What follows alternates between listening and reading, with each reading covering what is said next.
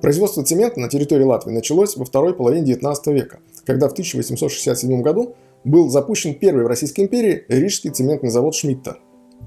Из местных материалов, извести и доломитового щебня, там выпускали римский бетон, а из импортного сырья, английского известняка, датского мела и глины, делали Портланд-цемент.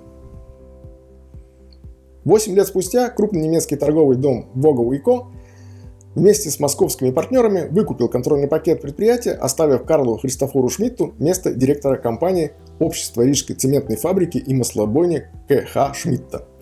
Да, задолго до цемента Шмидты делали масло, маслобойня и дальше оставалась важной частью их бизнеса. Сын Карл Альфонс после смерти отца в 1891 году получил в наследство крупное предприятие, на котором работало уже 900 человек.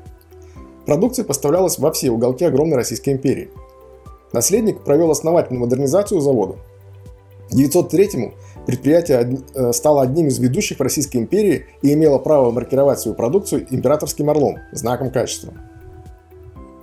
Первая мировая война положила конец деловой империи Шмидтов, здание завода пострадало от обстрелов, оборудование с частью рабочих было вывезено вглубь империи, маслобойня прекратила работу, сам Карл Альфонс умер в 1919-м.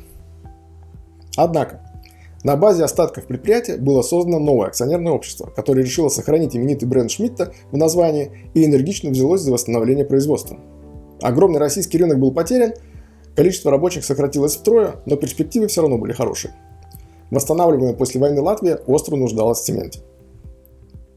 Руководство завода смогло найти деньги на восстановление и модернизацию предприятия, вплоть до того, что вместо устаревших паровых силовых агрегатов установили современные электромоторы, механизировали систему раздачи цемента, упростив ручной труд.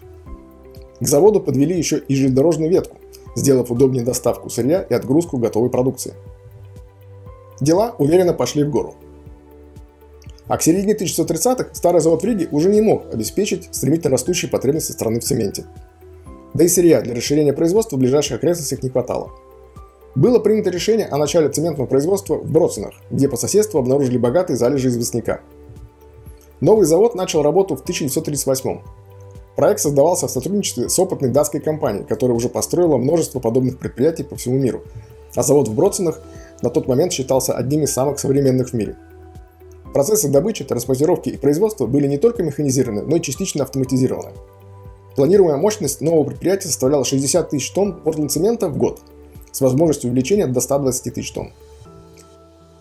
На обоих заводах акционерного общества Шмидта в Риге и в Броценах в 1939 году было занято немногим менее 500 человек. Производство цемента составило 156 тысяч тонн. В том же году в Броценах был построен еще и шиферный завод.